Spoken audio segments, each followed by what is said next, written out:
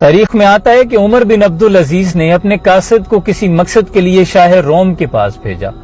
قاصد جب اپنا پیغام پہنچا کے وہاں سے نکلنے لگا تو اس نے محل سے نکلتے ہوئے کلام اللہ کی آواز سنی کہ کوئی شخص قرآن کریم کی تلاوت کر رہا ہے۔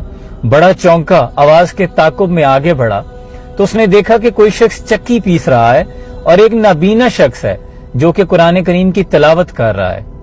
بڑا حیران ہوا، سلام کیا، لیکن اس شخص نے جواب نہیں دیا۔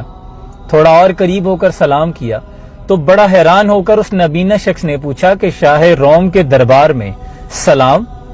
تو اس پر قاصد نے کہا کہ شاہ روم کے محل میں قرآن کریم کی تلاوت، پہلے تم یہ بتاؤ کہ تم کون ہو؟ تو اس شخص نے کہا کہ میں مسلمان ہوں اور اس بادشاہ نے مجھ پر ظلم کیا کہ میں اسلام چھوڑ دوں۔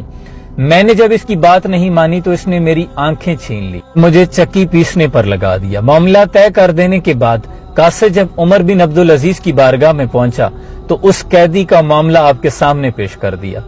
قربان جاؤں، کیسے لوگ تھے! اس روئے زمین نے کتنے شجاعت والے لوگ دیکھے ہیں۔ عمر بن عبدالعزیز نے خاموشی اختیار نہیں کی، کسی مجلس کو نہیں بلایا اور یہ بھی نہیں کہا کہ ہماری اکانومی کمزور ہے، ہم اس نابینا شخص کے ساتھ کھڑے ہیں۔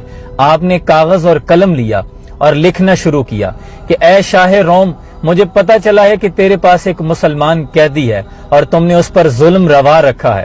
اگر تم نے اس خط کے پہنچنے کے بعد اس شخص کو قید سے رہا نہ کیا تو پھر تمہیں ایک ایسے لشکر جرار کا سامنا ہوگا جس کا پہلا جنگجو تیرے دربار میں اور آخری جنگجو میرے دربار میں ہوگا۔ سوال یہ پیدا ہوتا ہے کہ عمر بن عبدالعزیز نے صرف ایک مسلمان کی خاطر اپنی ساری مملکت اور سلطنت کو داؤ میں کیوں لگایا اور جنگ کا فرمان کیوں جاری کیا؟